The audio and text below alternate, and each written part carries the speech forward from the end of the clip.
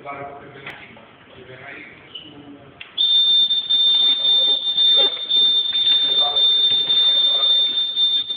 algo que se llama Ostro Rotterdam. Este es diseñado por una compañía china, compañía Ostro, a nosotros a la universidad, para que nosotros lo utilicemos como una herramienta de lo que se refiere al campo de la simulación. Como ustedes saben, nosotros somos ingenieros de máquina, como nuestro nombre, y aquí se encuentra un cadete de máquinas que son los que nosotros les damos clases de participación.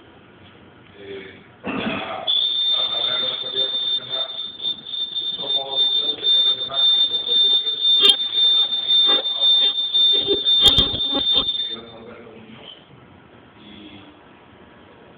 todo lo que ustedes van a ver aquí se lo vamos a explicar cómo opera un buque, qué es lo que consta un buque, qué equipos tenemos a bordo de los buques, especialmente este buque que nosotros nos encontramos aquí. Como ustedes están viendo, nuestra tecnología se está haciendo más a lo que es la área computarizada de los sistemas de programación.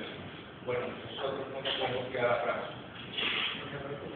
Nosotros, a bordo de los buques, también tenemos sistemas automatizados, los sistemas de controles, sistemas de calidad, todo lo que se refiere a la operación segura a bordo del buque. El buque no puede estar seguro porque si no es seguro no trabaja, no hay flete, como se dice, para comparado no da flete. Entonces nosotros tenemos que contar con todo eso. Bueno, sin más antemano, vamos a empezar.